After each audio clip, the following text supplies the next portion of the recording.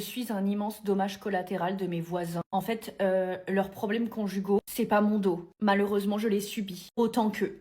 Ils ne font que s'aboyer dessus, d'accord? C'est-à-dire qu'à un moment donné, il faut divorcer. Voilà, je me permets totalement de vous le dire, hein, si jamais vous étiez pas au courant, mais il faut divorcer. Je sais, vous êtes propriétaires d'un appartement ensemble. Je sais, les démarches sont complexes. Mais non, mais il faut s'arrêter là. Il faut que le ménage s'arrête. Parce que moi, qu'est-ce qui se passe? Moi, je ne dors plus. Parce que quand vous vous réconciliez ensuite le soir venu, j'empathie également. J'empathie. Je ne veux pas entendre. J'entends énormément de cris, d'accord? Ce n'est pas ce que je veux entendre quand je m'endors paisiblement avec mon chat. Soit vous vous engueulez, soit vous réconciliez dans le lit. Je ne veux pas le savoir. En fait, est-ce que vous pouvez vous engueuler doucement? Parce qu'en fait, moi, j'en peux plus d'entendre ce que j'entends. Il en va de même pour vos crises existentielles à 2 heures du matin. Je veux pas le savoir. Vos états d'âme, j'en ai rien à foutre. Je pense qu'il faut briser ce ménage. Voilà. Je le dis pour votre bien. Faut que ça cesse. Déjà pour vous. Pour vous, ça va pas du tout. Ce que j'entends, il y a tellement de problèmes de communication. Mais alors, dans le lit, excusez-moi, c'est trop long. C'est beaucoup trop long. Normalement, ça devrait pas. En fait, je me permets. Ça devrait pas durer tant de temps. Parce qu'en fait, au bout d'un moment, nous, femmes, la pénétration, c'est pas toujours, tu vois, c'est pas une fin en soi. Et je pense qu'il faut arrêter. J'y peux rien si tu la fais pas jouir. Voilà, j'y peux rien. Mais arrête de te battre. Parce qu'il y a une très mauvaise communication, donc. Mais vous deux, hein, arrêtez. Trouvez d'autres personnes et vendez cet appartement. C'est ok. On fait tous des erreurs dans la vie. Moi aussi, j'ai déjà vécu avec quelqu'un et j'ai regretté, etc. Il faut vendre. Le marché de l'immobilier étant très tendu, vous allez vendre très facilement. Mais moi, je veux plus vous entendre. En fait, moi, je sors le bâton et je tape à mon plafond. Donc, vous me faites sentir comme une espèce de folle. Ce n'est pas ok. Moi, je vous assure, je suis pas folle. Vous m'avez rendu folle. Divorcez. Il faut divorcer à un moment donné. C'est gênant pour tout le monde et tout le voisinage vous entend. C'est trop gênant. Il y a des meufs, elles choisissent mal leur mec. Au lieu de prendre des hommes, elles prennent des gosses. Du coup, elles se retrouvent avec une charge mentale de malade et elles commencent à accuser le patriarcat. Non, Chloé, le problème, c'est pas le patriarcat. Le problème, c'est Patrick. T'as fait une erreur d'embauche, tu vois ce que je veux te dire. Dès le départ, t'avais cette responsabilité de bien choisir. Et toi, t'as choisi Patrick. Patrick qui pense que le lave-vaisselle, c'est un meuble télé. Il a le droit. Mais à côté de ça, il sait pas non plus en quelle classe sont ses enfants. Déjà, il sait même pas quel âge ils ont, ses enfants. En plus, Chloé, elle est contre le patriarcat, ce qui fait que elle est pour le 50-50. Donc non seulement elle fait toi la maison, mais financièrement, elle paye. Et là, tu t'auto-rajoutes une charge mentale, tu vois. Après, tu fais ce que tu veux, Chloé. Et chacun fait ce qu'il veut dans son couple, d'ailleurs. Hein. Il y en a qui pensent qu'un mec, il est pas obligé de faire le ménage. Il y en a qui pensent qu'il faut partager les tâches. Ça regarde chacun. Et moi, ce que je comprends pas, c'est les gens qui sont pas contents de leur situation de couple et qui remettent tout sur le patriarcat. Genre, ça devient un problème national. Tu sais, il y a des meufs, elles veulent changer le système. Non, mais change de mec. Il peut y avoir des problèmes dans le système. Mais chez toi, ce qui se passe chez toi, c'est tes choix. Et c'est toi qui as choisi Patrick. Vous voyez ce que je veux dire? Aujourd'hui, je suis vraiment dans le mal total. Vous avez aucune idée. Ça m'a laissé le temps de réfléchir sur la vie. Et je me suis dit que j'allais vous faire une vidéo. Tout ce que j'aurais aimé qu'on me dise quand j'avais 20 ans. Là, je vais bientôt en avoir 40. Donc voilà. En plus, je suis médecin. Donc croyez-moi, j'ai quand même une certaine expérience des gens. Si t'as pas de problème, ça veut dire que t'as rien. Si t'as pas d'ennemis, ça veut dire que t'es personne. Voilà. Réfléchis, tu vas voir, c'est fort en fait. Si tu cherches des excuses à quelqu'un, en fait, t'as déjà ta réponse. C'est même pas eux qui cherchent des excuses en fait, c'est toi qui leur cherches des excuses. Faut connecter là, faut faire 1 + 1 = 2. Il n'y a pas de meilleur investissement que ceux qu'on fait en soi-même. Dites-vous, si demain c'est la 3e guerre mondiale, qu'est-ce que j'ai qui m'appartient, qu'on ne pourra jamais m'enlever, qui me donne de la valeur. Vous voyez, moi par exemple, je suis médecin.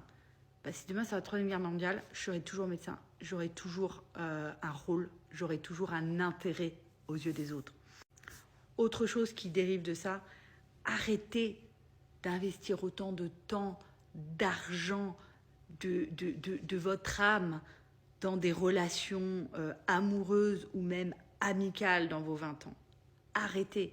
Si vous devez bosser comme ça pour cette relation, déjà de base, c'est que ça en vaut pas la peine. Et dites-vous bien que quand vous regardez les gens autour de vous, la majorité, leur meilleur ami, quand ils avaient 20 ans, ils ne leur parlent même plus. Le gars en question pour qui tu as pleuré des larmes de sang, tu te rappelles à peine de son prénom. Donc voilà, pense long terme. Mets tes plus beaux habits tous les jours. C'est-à-dire, arrête d'attendre l'occasion spéciale. Vraiment, arrête. Tous les jours, c'est l'occasion spéciale, en fait. Le nombre de fois où j'ai acheté des fringues en me disant « Ah, ce sera le jour où j'aurai tel date ou le jour où j'aurai tel événement. » In fine, le truc, je l'ai mis 3 fois.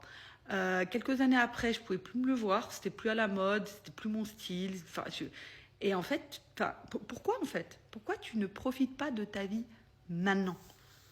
arrêtez de vouloir éduquer les gens, arrêtez de vouloir aider les gens. Genre, vraiment, moi, il y avait une période de ma vie, je sais pas pour qui je me prenais, là. Je voulais aider les gens, éclairer les foules, voilà.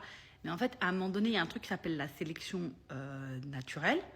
C'est-à-dire que toi, au mieux, en fait, tu es en train de créer ta propre compétition. Au pire, tu es juste en train de perdre ton temps, en fait. Donc, passe ton chemin. Le mec est con. Voilà, passe ton chemin. La première étape pour le succès, c'est de savoir définir précisément ce qu'on veut.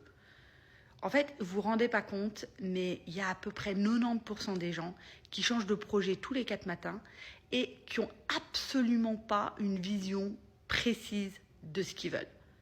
Les gens qui réussissent ont une vision précise. Il vaut mieux être persévérant qu'intelligent ou beau. Et ça, vraiment, c'est quelque chose que j'aurais aimé qu'on me dise quand j'avais 20 ans. Demande et tu obtiendras. C'est littéralement dans la Bible, en fait. Et je pense qu'il y a beaucoup de gens qui n'ont pas compris le sens de cette phrase. C'est-à-dire qu'à un moment donné, si tu n'es pas capable d'aller harceler la personne qui peut te donner ce que tu veux, eh ben, tu ne mérites pas de l'avoir. Voilà. Désolée. Il y a beaucoup de mecs, souvent des profils masculinistes, qui disent que les meufs comme moi, ou les meufs tout court aujourd'hui sur les réseaux sociaux, quand elles parlent de ce qu'elles recherchent et tout, elles vont tomber de 26 étages au bout d'un moment quand l'horloge biologique va passer, qu'elles vont passer un certain âge et qu'elles vont voir qu'elles sont toujours seules et catati et catata et cancancan. Sachez que ça, déjà, ça marche pas du tout comme menace, parce que ça fait longtemps, enfin, on est en Big 2025, ça fait quand même longtemps que les meufs, elles ont plus peur de finir seules, elles ont surtout peur, j'ai failli me le mettre dans l'œil celui-là, elles ont surtout peur d'être avec des clochards, de finir avec des mecs qui en ont rien à foutre d'elles en fait, et qui ne savent pas les traiter en fait.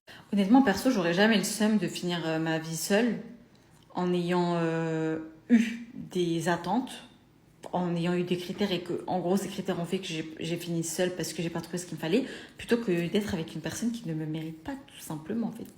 J'aurais plus le seum d'être avec une personne qui ne me mérite pas. Que je regarde tous les jours et je me dis, mais qu'est-ce que je fais avec ce plouc, en fait? Des fois, j'ai l'impression que les gens, ils oublient que être avec quelqu'un pour être avec quelqu'un, ça sert absolument à rien. Et il y en a vraiment, ils sont cons, ils pensent encore que les menaces de genre tu vas finir seule, ça fait peur. Ça fait peur qui? Je comprends pas. J'ai vraiment pas compris, genre. C'est même plus une menace, ils continuent de la sortir. C'est plus une menace, ça fait longtemps qu'on en a rien à foutre. D'ailleurs, j'en ai toujours eu rien à foutre, en fait. Ce que vous appelez être seul, c'est juste ne pas avoir un gros boulet dans les pattes. Pourquoi ce serait une menace? Parce qu'en respectant nos critères, c'est juste éviter les boulets. Est-ce qu'on veut un boulet, nous, dans notre vie? Si je reformule, tu vois, dans ma façon de voir les choses, t'es en train de me dire « Ah, mais si tu continues, tu finiras ta vie tranquille, sans boulet dans les pattes. » Waouh, c'est vrai que là, j'ai une raison d'avoir peur, quoi. Les filles, un homme pourvoyeur n'est pas forcément un homme multimillionnaire. Remettons les choses dans leur contexte un petit peu. Sur ma chaîne, je vous incite à vous mettre en couple et à vous marier avec des hommes pourvoyeurs. Mais un homme pourvoyeur, ce n'est pas forcément un homme qui est multimillionnaire en fait. Soyons honnêtes. Déjà, il y a plusieurs cas de figure. Vous pouvez avoir affaire à des hommes riches qui ne vont pas pourvoir pour vous, qui vont rien vous donner, qui vont être des gros radins. Et en contrepartie, vous pouvez avoir affaire à des hommes qui ont moins d'argent, mais qui, eux, vont pourvoir, qui, eux, vont tout vous donner. Donc, c'est ça que vous devez rechercher. Après, bien sûr, si vous arrivez à avoir un pourvoyeur qui est en plus riche, bah là, c'est le top, mégo. Mais ne vous focalisez pas uniquement sur les hommes riches, en fait. Focalisez-vous sur un homme ambitieux, bosseur, qui veut pourvoir pour sa famille, qui est généreux avec vous, qui veut le mieux pour vous, en fait.